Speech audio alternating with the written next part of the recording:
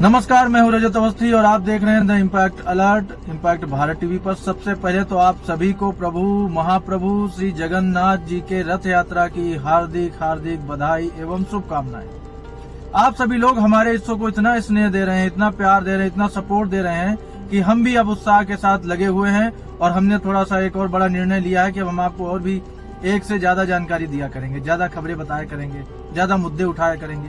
तो आज हम कुछ इम्पोर्टेंट खबरें और मुद्दे लेके आए हैं, तो उसी पर बात करते हैं। तो सबसे पहला मुद्दा क्या है? सबसे पहला मुद्दा आज का हमारा यह है कि झारखंड में, आपको हम बता दें, झारखंड के देवघर में एक बड़ा हादसा हुआ है, जहां पर एक 3 मंजिला मकान भरभरा कर गिर गया, जहां पर रेस्क्यू चल रहा है। वहां कई लोगों के दबे होने की अभी तक आशंका है। अब इस पे बात करते हैं। सबसे पहले अब आप देखिए, मकान भरभरा कर गिरा, पहले से मालूम होगा कि ये मकान जर्जर है, यहाँ पर हादसा हो सकता है। तो सबसे पहली चीज, जो लोग वहां पे रह रहे थे उस मकान में, उनकी एक बड़ी जिम्मेदारी है कि जब आपको समझ में आ गया कि ये मकान अब रहने लायक नहीं है, यहाँ पे बड़ा हादसा हो सकता है, तो आप समय रहते उसको छोड़ दें। वहां पे जरूरी नहीं है कि आपको बैठ करके हादसे का इंतजार करना है, आपको वहां से निकल जाना चाहिए था, पहले ही छोड़ देना चाहिए था। दूसरी चीज, शासन प्रशासन को ऐसी जगहों को चिन्हित करना चाहिए था, नजर रखनी चाहिए थी कहाँ बड़ा हादसा हो सकता है। तो समय से अगर कुछ कार्रवाई होगी, समय से अगर कुछ उस पर एक्शन होगा तो बड़े हादसे बचेंगे। अब बाद में वहां पे मकान गिर गया, लोग उसमें दबे हुए हैं, रेस्क्यू ऑपरेशन चल रहा है, ये चीजें टाली जा सकती हैं। मेरा ऐसा मानना है कि ये चीजें टाली जा सकती हैं अगर इन पे समय पे एक्शन हो, समय पे इनमें ध्यान दिया जाए। इस समय बारिश का सीजन है, बारिश का मौसम चल रहा है, भारी बारिश देश के विभिन्न हिस्सों में हो रही है। कहीं तो बाढ़ जैसे हालात हैं, कहीं तो जीवन अस्त व्यस्त हो गया है, पानी ही पानी दिखाई दे रहा है, जल भराव हो गया है। ऐसी स्थिति में ऐसी जगहों पे रुकना जानलेवा हो सकता है, जहां पर कोई दुर्घटना होने का खतरा है। तो आप सब खुद जागरूक, सबसे पहले तो आप लोग जागरूक बने कि ऐसी जगह से दूर हो जाएं, समय रहते दूर हो जाएं, जब आपको मालूम है कि ऐसी स्थिति में कुछ भी हो सकता है। तो सबसे पहले मेरा ये अनुरोध है आप सभी से कि आप सभी ऐसी जगहों से हट जाएं बारिश के सीजन में, जहां पर कोई बड़ा हादसा होने का खतरा है। दूसरा, शासन प्रशासन से भी हमारी विनती है कि आप सभी बारिश के पहले ही ऐसी जगहों को चिन्हित कर लिया करें जहां पर ऐसे हादसे हो सकते हैं, ताकि उन्हें समय से रोका जा सके। वहां के लोगों को दूसरी जगह रख दिया जाए ताकि हादसे के वक्त वहां पर कोई भी ना हो। तो ये हमारा आज की ये पहला मुद्दा था जो हमें लगा आपसे बात करनी चाहिए। अगला जो हमारा आज का मुद्दा है वो है कि लगातार बारिश हो रही है, गंगा नदी उफान पर है, ये भी बारिश से जुड़ा ही है। तो गंगा नदी एक देश की बहुत बड़ी नदी है, बहुत बड़ा क्षेत्रफल वो कवर करती है।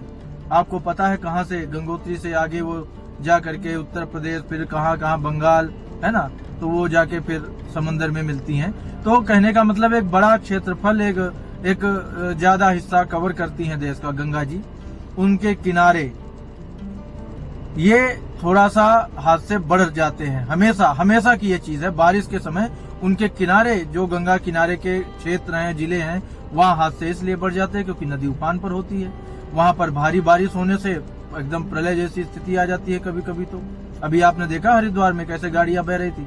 तो वहां पर प्रशासन की जिम्मेदारी है कि गंगा किनारे के जो भी क्षेत्र हैं वहां पर जाएं, और जैसा अभी पहले वाली खबर में मैंने आपको बताया कि वहां पे जाएं, उन जगहों को चिन्हित करें, उन लोगों को पहले ही वहां से हटा दिया जाए ताकि कोई बड़ा खतरा ना हो। क्योंकि गंगा नदी में अचानक से बाढ़ आती है, अचानक से जलस्तर उसका बढ़ जाता है और किनारे कट के उसी में मिल जाते हैं नदी में, और जो जलस्तर है वो बढ़ता है तो जो पानी है वो बाहर आता है, नदी का जो क्षेत्रफल है उससे बाहर आता है। तो ये सब चीजें रोकी जा सकती है अगर समय पर ध्यान दिया जाए और पहले से ध्यान दिया जाए। तो ये आज का हमारा दूसरा मुद्दा था जो हमें लगा आप सभी से बात करनी चाहिए। तीसरी हम बात कर लेते हैं। कई साल पहले एक मुंबई में एक हादसा ही कह सकते हैं या जो भी है, हादसा अभी फिलहाल बोलते हैं, हादसा हुआ था। सुशांत सिंह राजपूत, जो कि बिहार के थे, पटना के थे, वो एक्टर थे और जाने माने एक्टर थे, टैलेंटेड एक्टर थे। वो एक्टिंग करने मुंबई आए, मुंबई में एक्टिंग करियर उनका अच्छा चल रहा था, सब बढ़िया चल रहा था, कई फिल्में उनके पास बड़ी बड़ी थी। अचानक पता चलता है एक दिन कि उन्होंने जो है, उनका शव जो है उनके कमरे में लटका मिला है।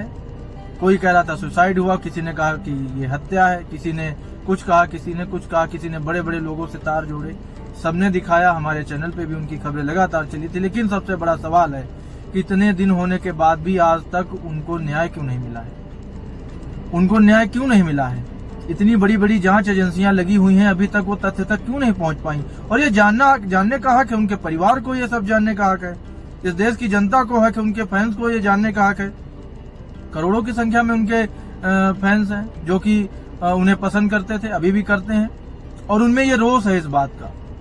तो हमारा भी एक और अनुरोध है सरकार से कि इस पे थोड़ा सा तेजी से काम हो और जो भी कारण रहे हैं उनके इस दुनिया से जाने के, उन कारणों का पता लगाया जाए और सबको बताया जाए। सबको पता होने का हक है क्यों इतनी धीमी कार्रवाई उस मामले में चल रही है। उनका परिवार भी उम्मीदें खोता जा रहा है, ये भारत भी उम्मीदें खोता जा रहा है। अभी तक कुछ उसमें कार्रवाई ही नहीं हुई है, या हो रही है तो दिख नहीं रही है, कुछ सामने ही नहीं आ रहा है, क्या सच था क्या झूठ था। तो इस पर भी कार्रवाई होनी चाहिए, ये हमारा ऐसा मानना है। और कई लोग इससे रोष में हैं और इस पर जल्द से जल्द कोई अपडेट आए ताकि लोगों को पता चले कि भाई क्या कारण था। तो ये भी एक हमारा आज का मुद्दा था, हमें लगा आपसे बात करनी चाहिए इस पर। अगला जो हमारा आखिरी मुद्दा है वो चिराग पासवान को लेकर के है। देखो, चिराग पासवान एक ऐसा नेता है इस देश का, वैसे तो बिहार के नेता हैं, लेकिन वो एक ऐसा नेता है, पहली चीज एक युवक नेता है, दूसरा चीज विजन के साथ चलते हैं, प्रधानमंत्री के सपोर्टर हैं बहुत बड़े, वो उनके विजन को बहुत बड़ा सपोर्ट करते हैं वो। और ये सब देखो, इस तरह के जो नेता हैं वो आने वाले समय में इस देश का भविष्य है। मैं उनको व्यक्तिगत मानता हूं कि बहुत ही सुलझे हुए और बहुत ही दूरदृष्टि रखने वाले नेता हैं। एक सड़क हादसे में एक बुजुर्ग घायल हुआ, उन्होंने दरिया दिली दिखाई, अपना काफिला रोका, उसको हॉस्पिटल पहुंचवाया, उसका जो भी है सहायता की अपने स्तर से उन्होंने। कितनी बड़ी बात है। वहीं कुछ समय पहले देखा गया, कई बार देखा गया कि बिहार के मुख्यमंत्री का काफिला निकल रहा है तो एम्बुलेंस रोक ली गई। ऐसे वीडियो भी सामने आए थे, हमने भी वीडियो देखे थे, उन्हीं पे मैं बात कर रहा हूँ कि वो रोक लिए जाते थे, एम्बुलेंस रोक ली जाती थी। किसी की जान जा रही है, एम्बुलेंस में उसे रोक लिया जाता था। क्यों? क्योंकि मुख्यमंत्री का काफिला निकल रहा है। ये भी लापरवाही हमने देखी है।